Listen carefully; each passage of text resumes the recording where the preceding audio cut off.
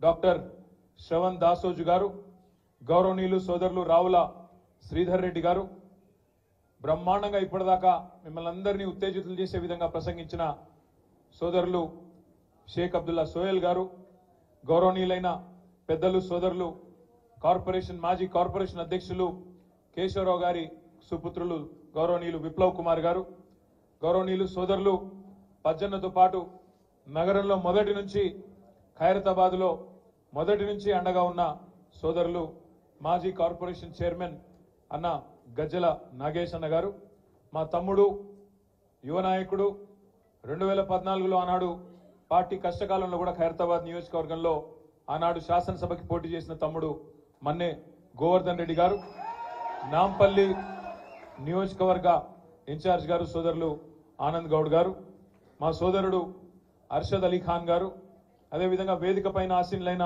శ్రీమతి అన్నపూర్ణ గారు, గౌరవనీయులు అన్న పెద్దలు గతంలో నగర భారతీయ జనతా పార్టీకి అధ్యక్షుడిగా పనిచేసి విశేషమైన అనుభవం 30 ఏళ్ల పాటు ఆ పార్టీలో పనిచేసినప్పటికీ మొన్న జరిగిన ఎన్నికల్లో కిషన్ రెడ్డి గారు చేసిన ద్రోహాన్ని నిరసిస్తూ అంబర్పేటలో కాలేరు వెంకటేష్ గారిని 25,000 ఓట్లతో గెలుపు సాధించడంలో కీలక పాత్ర పోషించిన పెద్దలు వెంకటరెడ్డి గారికి, సోదరి బేగంపేట్ కార్పొరేటర్ మహేశ్వరి శ్రీహరి గారికి, గౌరవనీయులు సోదరి శ్రీమతి హేమలత గారికి, సోదరి బన్సీలాల్పేట్ కార్పొరేటర్ గారికి, అదేవిధంగా నా కార్పొరేటర్ అంటే నేను ఎక్కడైతే మా ఇల్లుందో అక్కడ కార్పొరేటర్ మా చెల్లె మన్నే కవితారెడ్డి గారికి, అదేవిధంగా సోదరి మాజీ కార్పొరేటర్ గారు బాగంబర్పేట్ శ్రీమతి పద్మావతి డిపి రెడ్డి గారికి, చెల్లెమ్మ మా చెల్లెమ్మ బాగా చదువుకున్న అమ్మాయి,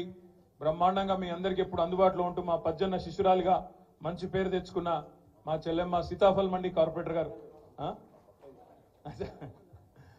మా చెల్లెమ్మ సామల హేమ గారికి, అదేవిధంగా సోదరిమణి ప్రసన్న గారికి, అడ్డగుట్ట కార్పొరేటర్ గారు సోదరిమణి మర్చిపోయిన ఒక్క నిమిషం పేరు సడన్గా, ప్రసన్న గారికి, సోదరి మా బౌద్ధనగర్ కార్పొరేటర్ గారు శైలజ గారు, అదేవిధంగా మెట్టుగూడ కార్పొరేటర్ సోదరి సునీత గారు, అదేవిధంగా మా బాగంబర్పేట్ కార్పొరేటర్ సోదరి మరి చాలా దృఢంగా పనిచేసే గట్టి నాయకురాలు మా పద్మక్క మంచి ఫ్రెండు మరొక పద్మక్క గారికి, అదేవిధంగా సోదరి మీ అందరికీ సుపరిచితురాలైన మా ప్రసన్న గారు, అదేవిధంగా మా కార్పొరేటర్ గారు వెంగళరావు నగర్ సోదరి దేదీప్య గారు, మన కాంగ్రెస్ గూండాలు దాడి చేసినా భయపడకుండా మరి ఈరోజు కూడా బ్రహ్మాండంగా పార్టీని ముందుకు తీసుకెళ్లే క్రమంలో గట్టిగా పనిచేస్తున్న సోదరి దేదీప్య గారు, సోదరి గోల్నాకా కార్పొరేటర్ దూసరి లావణ్య గారు, తమ్ముడు ఫిలిం నగర్ కార్పొరేటర్ గారు సోదరులు వెంకటేష్ గారు, అంబర్పేట కార్పొరేటర్ సోదరుడు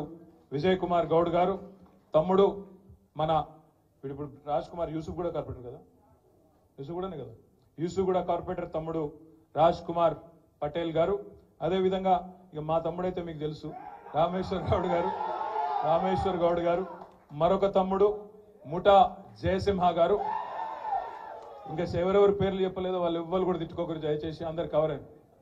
మోహిద్ ఖాన్ సాబ్ నా మీద పోటీ చేసినావు అన్నాను, నేను అందుకే నీ పేరు చెప్తలేండి, మీద కోపం మీద ఉన్నాను, నా మీద పోటీ చేసిండు సిరిసిల్లలో, అందుకే అప్పటి నుంచి కోపం మీద ఉన్నా.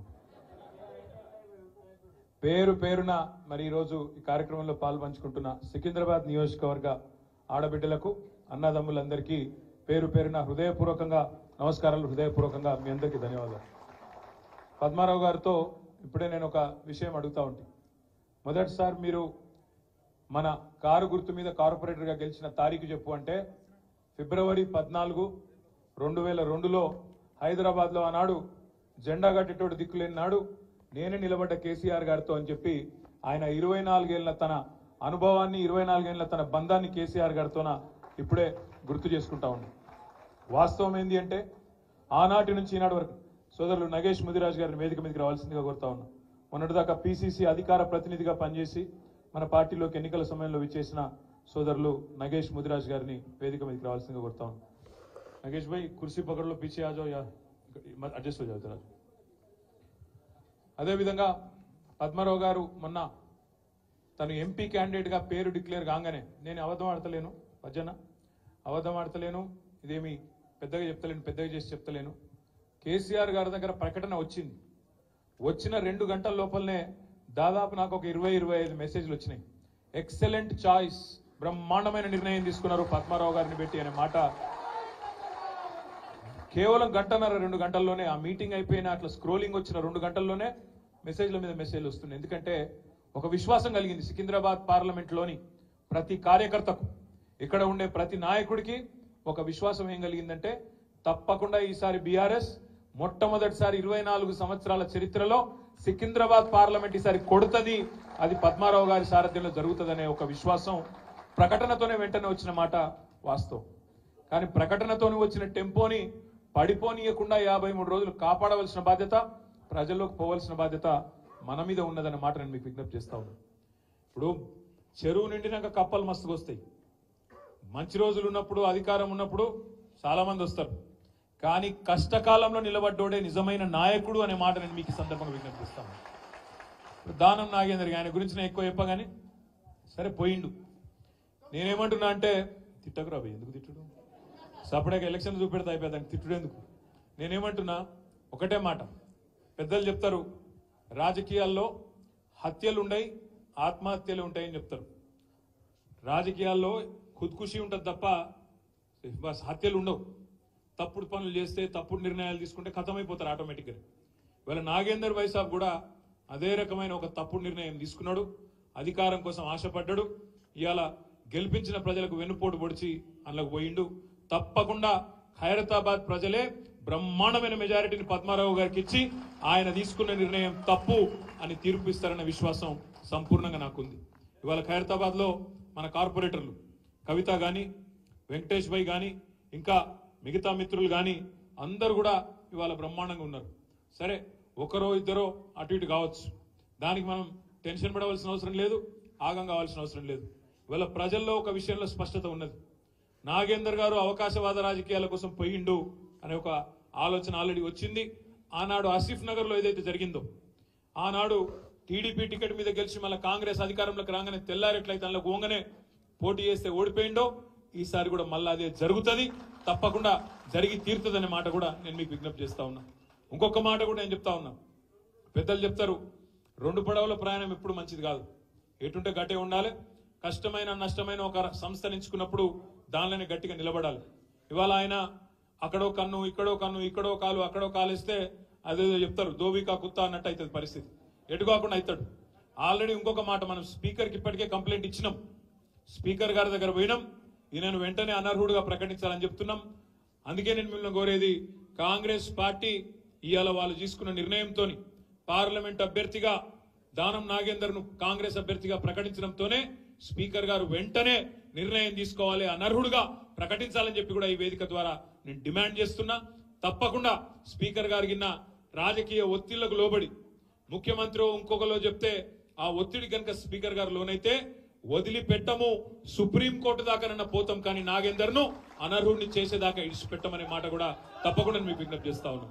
అందుకే మా సోదరులు ఖైరతాబాద్ లో ఉండే నాయకులు కార్యకర్తలకు ఉన్న విజ్ఞప్తి, ఇక్కడ ఉప ఎన్నిక రాబోతా ఉన్నది, 3-4 నెలలనే ఉప ఎన్నిక వస్తున్నది, దానికి కూడా తయారు కావాలి. తప్పకుండా ఈ ద్రోహం చేసిన నాయకులకు బుద్ధి చెప్పాలని చెప్పి కూడా నేను మీకు విజ్ఞప్తి చేస్తున్నా. ఇంకొక మాట కూడా నేను మీకు విజ్ఞప్తి చేస్తా ఉన్నా, ఈసారి నిజంగా చెప్పాలంటే సికింద్రాబాద్ లా పోటీ మనకు కాంగ్రెస్ తో లేదు. కాంగ్రెస్ అనేది లేనే లేదు, 3వ స్థానమో ఇంకెవడన్నా వస్తే 4వ స్థానం పోయినా ఆశ్చర్యం లేదు. ఎందుకంటే ఇక్కడ కాంగ్రెస్ సీరియస్ గా చూస్తలేరు, నాగేందర్ అంతకంటే సీరియస్ గా ఎవరు తీసుకుంటలేరు. మొన్న ఆయన తీసుకున్న నిర్ణయంతోనే ఆయన మొత్తం పాతాలని పడిపోయిండు, ప్రజలు కూడా సీరియస్ గా తీసుకుంటలేరు. ఎవరైనా పోయి ఓటు అడిగితే కూడా గీన కోటేస్తే మన కాడికి వచ్చింది పరిస్థితి. కాబట్టి మన పోటీ ఉన్నదల్లా భారతీయ జనతా పార్టీతోని, కిషన్ రెడ్డితోనే మనకు పోటీ ఉంటుంది. ఇక కిషన్ రెడ్డి గారు ఎంత గొప్పోడు అంటే మీకు తెలుసు నాకంటే బాగా. ఇక ఆయన ఏం చేసిండో మీకే తెలుసు. ఈసారి పోయినసారి ఏమైందంటే తంతె గారెల బుట్టలో పడ్డట్టు అయింది ఆయన పని. మా వెంకటేష్ అన్న ఏం చేసిండు, అంబర్పేటలో కాలికి బల్పం కట్టుకొని తిరిగి 2014 నుంచి 18 వరకు బ్రహ్మాండంగా పనిచేస్తే ప్రజలు ఆశీర్వదించి ఆనాడు 18లో కిషన్ రెడ్డిని ఇంటికి పంపించిండ్రు, కాలేరు వెంకటేష్ గారిని అసెంబ్లీకి పంపించిండ్రు 1000 ఓట్లతో.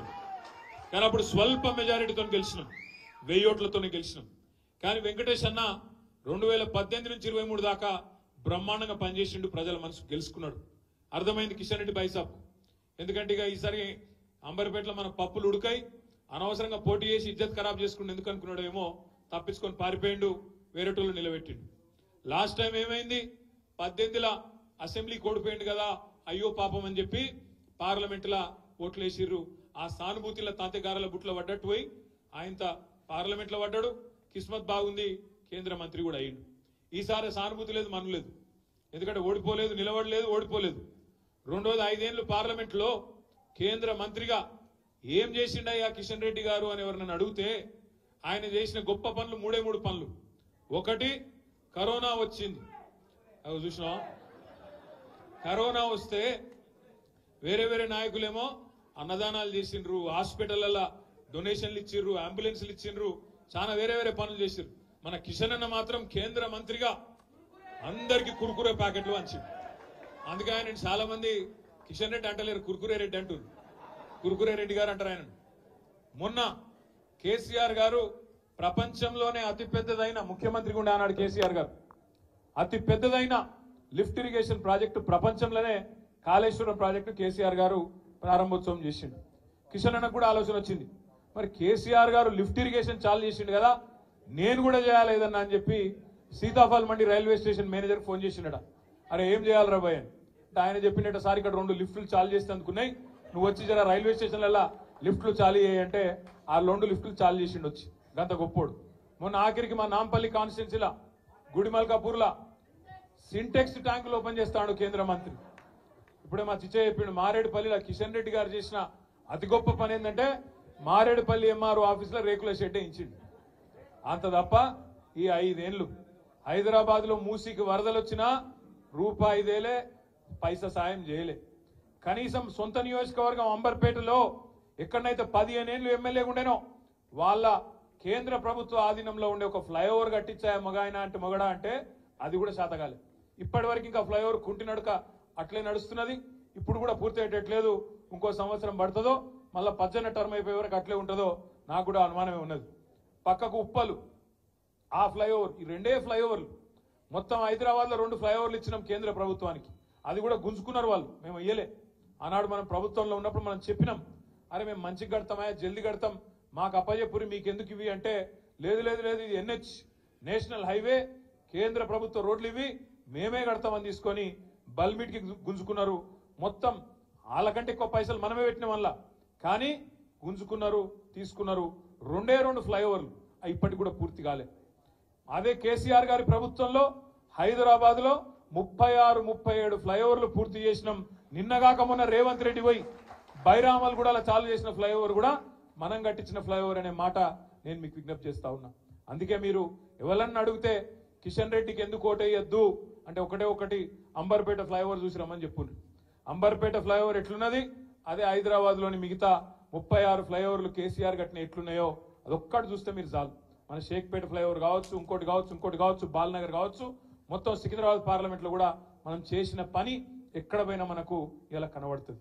నేను మిమ్మల్ని అందరినీ ప్రార్థించేది ఒకటే, ఆలోచించమని కోరేది ఒకటే. మన మీద చాలా ఆరోపణలు పెట్టిరు అసెంబ్లీ ఎలక్షన్ల ముందు, చాలా బదనాం చేసే ప్రయత్నం చేసింది. ఏమన్నారు అన్నాడు, బీఆర్ఎస్ బీజేపీ వేరు కాదు, వీళ్ళిద్దరు ఒకటే, వీళ్ళు బీజేపీ వాళ్ళకు బి టీం అని చెప్పి మైనారిటీ సోదరుల మనసుల్లో విషం నింపే ప్రయత్నం చేసిండ్రు. కేసీఆర్ మోడీ ఒకటే అని చెప్పి చిల్లర మాటలు మాట్లాడింది. हैदराबाद लेवल नम्मले, हैदराबाद में कोई यकीन नहीं करे, पूरे शहर है हैदराबाद में जितने भी हमारे माइनॉरिटी भाई हैं बहन हैं, आप सभी लोगों ने तय दिल से हमको मदद दिया, इसीलिए पूरा का पूरा हैदराबाद हम जीत गए। हैदराबाद जो गढ़ है, तेलंगाना का जो दिल है और जो धड़कन है, उसमें आज शानदार तरीके से हम लोग शानदार जीत हासिल कर पाए। क्या क्या मेजॉरिटियां मिले हर किसी को आप देख रहे हैं। खुतबुल्लापुर में सबसे ज्यादा 85,000, कुकटपल्ली में 72,000, हमारे पज्जन्ना 46,000 చూసుకుంటూ పోతే బ్రహ్మాండమైన మెజారిటీలు హైదరాబాద్ లో అంతటా వచ్చినాయి. కానీ దురదృష్టం కొంత అక్కడ ఇక్కడ ఈ చిల్లర ప్రచారం ఏదైతే చేసిరో దొంగ ప్రచారం కాంగ్రెస్ వాళ్ళు దాన్ని అక్కడక్కడ నమ్మిండ్రు. ఆ రోజు ఏమన్నారు, కవితమ్మని అరెస్ట్ చేయలే, అందుకే మేము అంటున్నాం వీళ్ళు ఒకటే అని. మరి ఇవాళ నేను అడుగుతున్నా, ఆ రోజు కవితమ్మ సుప్రీంకోర్టులో కేసు ఉండే, స్టే ఉండే, అందుకే అరెస్టు చేయలేకపోయింది. కానీ ఇలా పగబట్టి ఇంటికి వచ్చి ఒక కవితమ్మనే కాదు, కవితమ్మని అరెస్ట్ చేసిండ్రు, ఇద్దరు ముఖ్యమంత్రులను అరెస్ట్ చేసిండ్రు. అంటే ఎట్లున్నదంటే రేసు ఉరుకుతే నేను ఒక్కనే ఉరకాలి తప్ప ఎవడు ఉండొద్దు ఇక మైదానంలో అన్నట్టు మోడీ గారు ఇలా మొత్తం ప్రతిపక్షాలను అరెస్ట్ చేసే ప్రయత్నంలో ఉన్నారు. మరి ఇవాళ ఏమంటది ఈ కాంగ్రెస్ పార్టీ? మీరు ఆలోచన చేయాలని చెప్పి నేను కోరుతా ఉన్నా. ఇంకొక మాట కూడా మీరు ఆలోచన చేయండి. आज मोदी को और बीजेपी को रोकने की ताकत, रोकने की हिम्मत, रोकने की आज जो एक माहौल बनाना चाहिए वो आज वो ताकत कांग्रेस पार्टी में नहीं है. इसलिए आज ममता बनर्जी बोल रही है वहां पे बंगाल में कि कांग्रेस पार्टी 40 पार नहीं कर पाएंगी, क्योंकि अगर किसी को रोकना है बीजेपी को, किसी को अगर रोकने की, किसी में अगर रोकने की ताकत है तो वो है रीजनल लीडरों में, ताकतवर लीडरों में, जैसे केसीआर, जैसे ममता बनर्जी, जैसे अरविंद केजरीवाल, इनमें है. कांग्रेस में वो ताकत नहीं है. ఇతనే చెప్తలేని మాట నేను. ఇలా మీరు చూడండి దేశం అంతటా ఎవరు ఆపగలుగుతున్నారు బీజేపీని? కేవలం బలంగా ఉన్న ప్రాంతీయ నాయకులు ఆపగలుగుతున్నారు తప్ప కాంగ్రెస్ లో ఆ పరిస్థితి లేదు. ఇక దానిలా ఇక్కడున్న కాంగ్రెస్ అయితే చాలా విచిత్రమైన కాంగ్రెస్.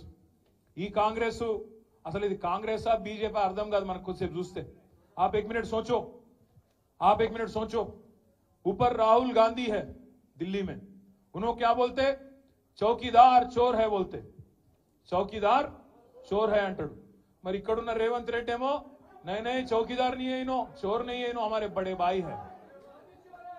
चौकीदार चोर है ఆయన అంటాడు, ఈయననేమో బడే భాई है हमारे అని ఈయన అంటాడు. ఇంకొక మాట మీరు ఆలోచించండి. అదానీ ప్రధాని, अदानी के लिए काम करते प्रधानी एंड राहुल गांधी अंटाడు. अदानी के लिए काम करते प्रधानी राहुल गांधी का बोलना है.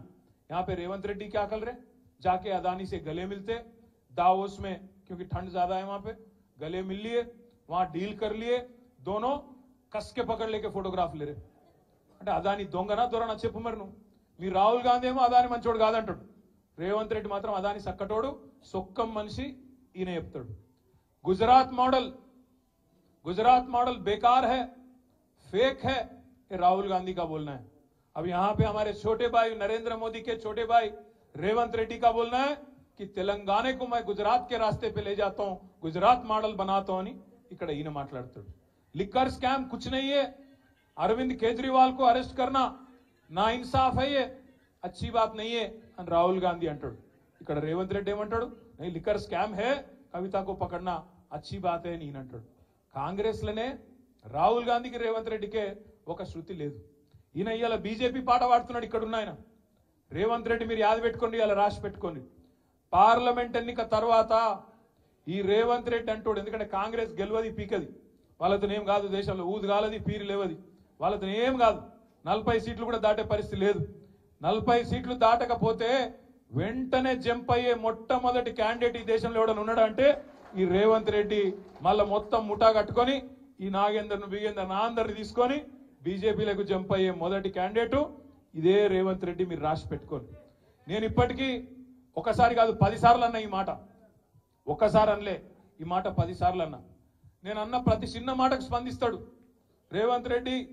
గిట్లనో గట్లనో అంటే అన్నిటికి స్పందిస్తాడు. కానీ బీజేపీలో పోతావాడ, నువ్వు బీజేపీలో పోతావు అనే ఆరోపణ నేను పెడితే 10 సార్లు అంటే కూడా ఒక్కసారి కూడా ఇప్పటివరకు ఒక్క మాట చెప్తలేడు.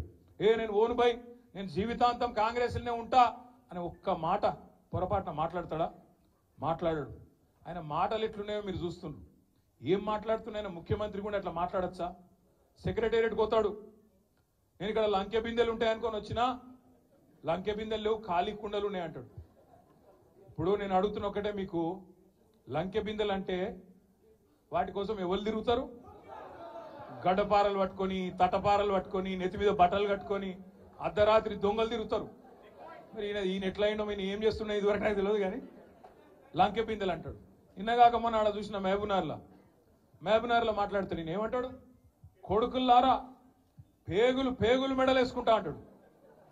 పేగులు మెడలు వేసుకుంటేది రావులా? నాకు అర్థం కాక అడుగుతా. అరే నువ్వు ముఖ్యమంత్రివా లేకపోతే బోటి కొట్టేటోనువా? పేగులు మెడలు వేసుకునేది నాకు అర్థం కాదు.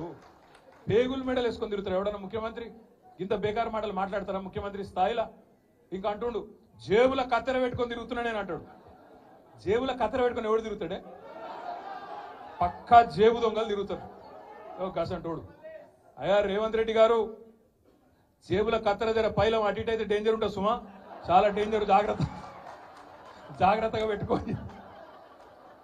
ఎందుకంటున్నా అంటే గీన మన కర్మ మన ముఖ్యమంత్రి జేబుల కత్తెర పెట్టుకొని తిరుగుతా మెడల పేగులు వేసుకుంటా లంకె బిందెలు పెట్టుకొని గీవుడు అవే మన ముఖ్యమంత్రి. రైతు బంధు ఈరా మగడ అంటే అది శాత కాదు, కరెంట్ ఇయనికి శాత కాదు, మహిళా సోదరి మనులకు నెలకు 2500 ఇస్తాను అది ఈరా భయ అంటే అది లేదు, నెలకు 4000 ఇస్తా ముసలోళ్ళ కన్నా అదేదిరా భయ అంటే అది దిక్కులేదు, ఇది ఏది తులం బంగారం అన్న ఆడపిల్లల పెళ్లికి అదేదిరా అంటే అది లేదు, ఇవేవి లేవు. అందుకే దాన్ని కవర్ చేయడానికి ఏం చేస్తుండు, ఫోన్ ట్యాపింగ్ అవుతుంది అంటాడు. ఏడైతుందిరా భయ్ ఏమైతుంది బయట పెట్టంటే మనకు చెప్పాడు. యూట్యూబ్లకు లింక్లు ఇస్తాడు, యూట్యూబ్లకు మీడియాలకు లింక్లు ఇచ్చి వీళ్ళ ఫోన్ ట్యాప్ అయింది వాళ్ళ ఫోన్ ట్యాప్ అయింది ఇది అయిపోయింది అది అయిపోయింది. చెయ్యి, నీ చేతులు ఉంది కదా అధికారం, ఏం చేస్తావు వచ్చేయి అద్దంటారు ఎవరన్నా. ఏమన్నా తప్పు జరిగితే విచారణ చేయి, మేము అద్దంటలేం కదా. ఎక్కడెక్కడ తప్పులు జరిగినావో ఎవరు తప్పులు చేసినో వాళ్ళ మీద చర్య తీసుకో. భయపడతాం ఎవడు కూడా ఇక్కడ భయపడ్డాడు ఎవడు లేనే లేడు. నువ్వు ఎంటిగా కూడా వీకలేవు అనే మాట కూడా నేను విజ్ఞప్తి చేస్తా ఉన్నా. మీరు దయచేసి నేను మిమ్మల్ని కోరేది ఒకటే, మనం వీటికి ఆగం కావద్దు. ఈ 100 రోజులల్లా అస్సలు పనిచేసే తెలివేమో లేదు, కరెంట్ ఇచ్చే ముఖం లేదు, మంచిళ్ళు ఇచ్చే ముఖం లేదు, రైతు బంద్ చేసే ముఖం కాదు, రైతులు చస్తుంటే రైతుల పొలాలు ఎండుతుంటే ఆయన పోయే తెలివి లేదు. ఓదికు ఇసుక దందా, ఓదికు రైస్ మిల్లర్లను పిలిచి బెదిరించుడు, ఓదికు క్రషర్లను పిలిచి బెదిరించుడు, ఓదికు బిల్డర్లను పిలిచి బెదిరించుడు, మాకు పార్లమెంట్ ఎన్నికలకు పైసలు కావాలి, ఢిల్లీకి కప్పం కట్టాలి అని 2000 కోట్లు ఇప్పటికే మెల్లగా జమ చేసుడు. ఆ జమ చేసుడు బయటికి రాకుండా ఏం చేయాలి, ఇగో ఫోన్ ట్యాపింగ్ అవుతుంది, ఇగో ఈ స్కామ్ అవుతుంది, గొర్రెల స్కామ్ అవుతుంది, బర్రెల స్కామ్ అవుతుంది అని టీవీలలో తిప్పాలి, మన నెత్తులని ఖరాబ్ చేయాలి. అసలు కథ ఏంది, కిందనేమో ఇసుక స్కామ్ లో ఒక మంత్రి దొరుకుతాడు, ఇంకో దగ్గర రైస్ మిల్లర్లు ఇంకో మంత్రి బెదిరిస్తాడు, ఇంకో దగ్గర క్రషర్ల మీద దాడులు చేసుకుంటా అక్కడ పైసలు వసూలు చేస్తారు, ఇక్కడ బిల్డర్ల మీద దాడులు చేసుకుంటా ఇక్కడ పైసలు వసూలు చేస్తారు. నేను అడుగుతున్నా రేవంత్ రెడ్డి, హైదరాబాద్ పరిధిలో ఇలా నువ్వే మున్సిపల్ మంత్రివి, నేను ఇదివరకు మొన్నటిదాకా నేను డిసెంబర్ దాకా నేను మంత్రిగా ఉంటి కాబట్టి నాకు తెలుసు డిపార్ట్మెంట్ లో ఏం జరుగుతుందో నాకు కూడా తెలుసు.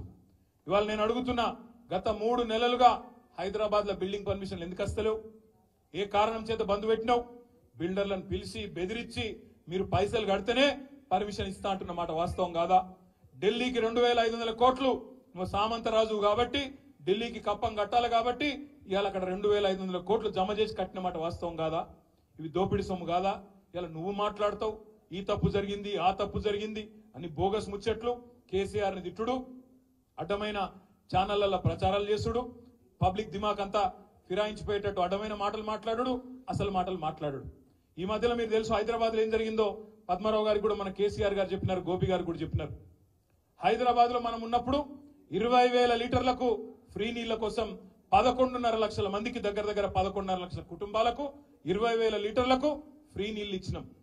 కానీ ఈ ప్రభుత్వం వచ్చినాక, కాంగ్రెస్ ప్రభుత్వం వచ్చినాక మొన్న దగ్గర 8 లక్షల కుటుంబాలకు కొత్తగా 1000 రూపాయల బిల్లులు పంపిస్తా ఉన్నారు బస్తీలలో ఇయ్యాలి. దాని మీద కొట్టాడవలసిన బాధ్యత మన మీదనే ఉన్నది అనే మాట నేను మీకు గుర్తు చేస్తా ఉన్నా, విజ్ఞప్తి చేస్తా ఉన్నా. అదే విధంగా ఫ్రీ కరెంట్ అన్నారు, ఫ్రీ కరెంట్ 200 యూనిట్ల వరకు అన్నారు. మరి ఈరోజు ఏమైతుంది, ఇళ్లల్లా కిరాయినోళ్ళకేమో వర్తించది, ఓనర్కు మాత్రమే ఇస్తాం అని చెప్పి ఇలా కిరాయినోళ్లకు ఇయ్యకుండా అందరికి ఇస్తామని మొదలు చెప్పిండ్రు. మొదలేమో అందరికి అన్ని ఫ్రీ అన్నారు, ఇప్పుడేమో కొందరికే కొన్ని ఫ్రీ అంటాను. రేషన్ కార్డు అని కట్టింగు, ఇంకోటని కట్టింగు పెట్టి కటింగులు చేసే ప్రయత్నం చేస్తున్నారు. దీని మీద కూడా అడ్డుకోవాల్సిన బాధ్యత, పోరాడవలసిన బాధ్యత, ప్రజలకు చెప్పవలసిన బాధ్యత మన మీదనే ఉన్నది. ఇవాళ కాంగ్రెస్ వాళ్ళు నమ్ముకున్నదేమో పచ్చి అబద్దాల ప్రచారాలను, హైదరాబాద్ లో ఉండే కొంతమంది టీవీ ఛానళ్లను అడ్డం పెట్టుకొని, యూట్యూబ్ ఛానళ్లను అడ్డం పెట్టుకొని దిమాగ్ ఖరాబ్ చేసే ప్రయత్నమేమో వాళ్ళు చేస్తాను. ఇక బీజేపీలకు తెలిసింది ఒకటే ఒక విద్య, రామ్ నామ్ జపనా పరాయమాల అప్నా. 10 ఏళ్ళు ఏం బిక్కినరా అంటే అది చెప్పనికి ఏం లేదు. 10 ఏళ్ళు ఏం చేసిరా మోడీ గారు ఈ దేశానికంటే చెప్పేందుకు ఏం లేదు కిషన్ అన్నకు. అందుకే ఏం చెప్పాలి, జై శ్రీరామ్. మేము కూడా జై శ్రీరామే, మాకేం అభ్యంతరం లేదు. కానీ కాకపోతే మీరు ఆడుతున్న ఈ నాటకం, రాముని అడ్డం పెట్టుకుని ఆడుతున్న నాటకం ఏదైతుందో తప్పకుండా అందరం కూడా పసిగట్టవలసిన అవసరం ఉంది. ఇలా ప్రతిపక్షాల గొంతు నొక్కడం, జైల్లో పెట్టడం, ఎలక్షన్లలో మానసికంగా ప్రతిపక్షాలను వేధించడం, దొంగ కేసులు పెట్టడం. నేను ఒక్కటే అడుగుతున్నా ఇవాళ మోడీ గారిని, కిషన్ రెడ్డి గారిని. కిషన్ రెడ్డి అంటాడు నిన్న లిక్కర్ స్కామ్ లో ఏమేముందో నేనంతా బయట పెడతా. అది కోర్టులోనే ఉండే, కోర్టులో పెట్టు, బయట పెట్టు. నిజంగా తప్పు జరిగితే బయట పెట్టు, బయట పెట్టి కోర్టులో జడ్జి గారు శిక్ష వేస్తాడు, తప్పకుండా న్యాయం జరుగుతుంది. ఇష్టం వచ్చినట్టు బయట ఒర్లుడు, నోరు వారేసుకున్నాడు కాదు. 5 ఏళ్లు కేంద్ర మంత్రిగా సికింద్రాబాద్కి ఏం చెప్పినావో ఏం చేసినావో ఇప్పటి వరకు చెప్పమని చెప్పి నేను అడుగుతా ఉన్నా. చెప్పి ఓటు అడుగుమని చెప్పి నేను కోరుతా ఉన్నా. పద్మారావు గారు ఇప్పుడే ఒక మాట అన్నారు, నేను రాబోయే 5 ఏళ్ల పాటు సికింద్రాబాద్ ఎంపీగా మీకు ఎల్లవేళలా ఎమ్మెల్యేగా ఎట్లా అందుబాటులో ఉన్నానో అట్లనే ఉంటా, మీకోసం గొంతు విప్పుతా, మీకోసం పార్లమెంట్ లో కొట్లాడతా, సికింద్రాబాద్ హక్కుల కోసం, సికింద్రాబాద్ ప్రజల కోసం తప్పకుండా మీ గొంతునై పార్లమెంట్ లో వాదిస్తా అనే మాట పద్మారావు గారు చెప్తా ఉన్నారు. ఇలా పోటీ 3 నాయకులకు మధ్యన జరుగుతున్నది. ఒక ఫెయిల్ అయిన ఎంపీ కిషన్ రెడ్డి గారు ఎందుకు పనికిరాడనే ఒక ఆలోచన ప్రజలకు వచ్చి ఖచ్చితంగా ఓడగొట్టాలి కిషన్ రెడ్డిని అనే ఒక ఆలోచనకు సికింద్రాబాద్ లో ఇప్పటికే ప్రజలు అంబర్పేటతో సహా అంతటా కూడా వచ్చినారు. అదే విధంగా ఇంకొక దిక్కేమో ఏక్ మోకఫరస్ ఆద్మీ, ఏక్ మోకఫరస్ లీడర్ దానం నాగేందర్. ఎటు అధికారం ఉంటే అటు పోయి అక్కడ ఇయ్యాల అక్కడ ఆ పార్టీలో పోయిండు నాగేందర్ గారు, రాజీనామా చేయకుండా నైతిక విలువలు కూడా పాటించకుండా ఆ పార్టీలో పోయిండు. ఇంకో దిక్కేమో ఒక క్యారెక్టర్ ఉన్న నాయకుడు కష్టమైన నష్టమైన 24 ఏళ్లు ఎత్తిన జెండా దించకుండా కొట్లాడుతున్న నాయకుడు పద్మారావు గారి రూపంలో మనకున్నాడు అనే మాట నేను మీకు విజ్ఞప్తి చేస్తా ఉన్నా. ఒక సెక్యులర్ నాయకుడు, అందరినీ మనిషిని మనిషిగా చూసే నాయకుడు, మనిషిని మతం కోణంలో కాకుండా పేదవాడిని పేదవాడిగా చూసే నాయకుడు పద్మారావు గారి రూపంలో, కేసీఆర్ గారి రూపంలో మనకున్నారు. అందుకే నేను మిమ్మల్ని అందరినీ ప్రార్థించేది, పద్మారావు గారి పేరు ప్రకటించగానే ఒక వెల్లువలాగా అభిమానం, ఒక వెల్లువలాగా ప్రజాస్పందన వచ్చింది. बहुत एक जोश, एक जज्बा कि हम लोग जीतने वाले हैं, बिल्कुल जीतेंगे इस बार बोल के सिकंदराबाद में लश्कर में एक माहौल बन गया. बस इस माहौल को बरकरार रखना है, इसको और मजबूत करना है, इसको आगे ले जाके मरी पूरी तरह से पद्माराव साहब अच्छी तादाद से जीतने की हर कोशिश हम लोग करेंगे. भाइयों, मैं एक ही बात आपसे कह के मैं विदा लेता हूं और आपसे रुखसत लेता हूं. मैंने कहा था असेंबली इलेक्शन के दरमियान, आपको याद दिला रहा हूं, मैंने कहा था आपसे दबाने की, धमकाने की बहुत सारे कोशिशें चल रही है, हमें डराने की कोशिशें भी काफी चल रही है इन चिपिना. आज आप देख रहे हैं क्या हो रहा है, मुल्क में क्या माहौल है आप देख रहे हैं. कभी एक जमाना था हमारे हिंदुस्तान में, एक मुसलमान राष्ट्रपति था, प्रेसिडेंट ऑफ इंडिया, एक सिख प्रधानमंत्री था. तब हिंदुस्तान खतरे में नहीं था, हिंदू महफूज था. पर आज आप देखिए, एक हिंदू प्रधानमंत्री है, हिंदू राष्ट्रपति है, हिंदू चीफ मिनिस्टर है. अब लोग कहते हैं बीजेपी वाले कि हिंदुस्तान खतरे में है, हिंदू खतरे में है. भाइयों, हिंदू खतरे में नहीं है. आज अगर सच बोलूं तो हिंदुस्तान खतरे में है और बीजेपी की वजह से आज हिंदुस्तान खतरे में है. हिंदुस्तान में जमूरियत खतरे में है. ఈరోజు దేశంలో ప్రజాస్వామ్యమే ప్రమాదంలో పడ్డది, ఇది వాస్తవం. ఈడీలు, సిబిఐలు, ఐటీలు ఇట్లాంటి సంస్థలను అడ్డం పెట్టుకొని శిఖండి రాజకీయం చేయడమే ఒక అలవాటుగా బీజేపీ పెట్టుకున్నది. తప్పకుండా వాళ్లకు బుద్ధి చెప్పాలంటే సికింద్రాబాద్ పార్లమెంట్ లో రేపు ఇక్కడ కిషన్ రెడ్డి గారిని ఒక సిట్టింగ్ కేంద్ర మంత్రిని ఓడగొట్టడం ద్వారా నరేంద్ర మోడీ గారికి గట్టి సందేశం ఇచ్చినట్టయితది, తప్పకుండా ఒక గట్టి మెసేజ్ ఇచ్చినట్టయితది. కాబట్టి అందరం రాబోయే 53 రోజుల పాటు గట్టిగా కలిసికట్టుగా కొట్లాడదాం. ఖైరతాబాద్ నియోజకవర్గంలో ఎక్కడైతే ఈ రోజు మనకి ఎమ్మెల్యే లేరో అక్కడ ఒక కోఆర్డినేషన్ కమిటీ వేసుకుందాం. నాంపల్లిలో ఎక్కడైతే ఇవాళ మనకి ఎమ్మెల్యే లేరో అక్కడ కూడా ఒక కోఆర్డినేషన్ కమిటీ వేసుకుందాం. సీనియర్ నాయకులు ఉన్నారు, పెద్దలు ఉన్నారు, అందరినీ సమన్వయం చేసుకొని ముందుకు పోదాం. మా తమ్ముళ్ళు చిన్న సమస్య చెప్పినారు, ఆనందన్న ఇది అయిపోగానే ఆ బెడ్దో అయిపోగానే ఇట్లాంటి చిన్న చిన్న సమస్యలు, ఇంట్లో ఉండే కుటుంబ సమస్యలు పరిష్కారం చేసుకుందాం. ఇంకా అక్కడక్కడ ఉంటాయి. घर में 4 लोग आए तो कहीं सारे अरे रख रहा भाई नी गुరించి మాట్లాడను. हल्ला मत करो बैठो, కూసో. మీ అందరితో నేను ప్రార్థించేది ఏంటంటే ఒక ఇట్లా చేయొద్దు. ఇంట్లో సమస్య ఉంటే బజార్లో కొట్లాడుకోవద్దు కదా. ఇంట్లో మాట్లాడుకోవాలి, ఒక అర్రలో కూర్చోవాలి, మాట్లాడుకోవాలి. బజార్లో కొట్లాడేటోడు మన మనిషి అవుతాడా? కాబట్టి నేను మీ అందరితో కోరేది, మనది మనం కూర్చోవాలి, మాట్లాడుకోవాలి. పెద్ద మనుషులు ఉన్నారు, ప్రభాకర్ అన్న ఉన్నాడు, పద్మరావు అన్న ఉన్నాడు, సిటీలో ఎమ్మెల్యేలు ఉన్నారు. కూర్చోవాలి, మాట్లాడుకోవాలి. ఏమన్నుంటే సమస్య ఉడగొట్టుకోవాలి. 10 మందిలో లొల్లి చేసి పార్టీ ఇజ్జత్ తీసుకొని ఏం సాధిస్తాం?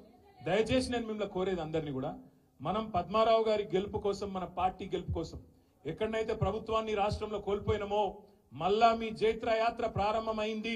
ఇక్కడి నుంచి హైదరాబాద్కి వెళ్ళే ప్రారంభమైంది, సికింద్రాబాద్కి వెళ్ళే ప్రారంభమైందనే విధంగా పజ్జన్న గెలుపు మే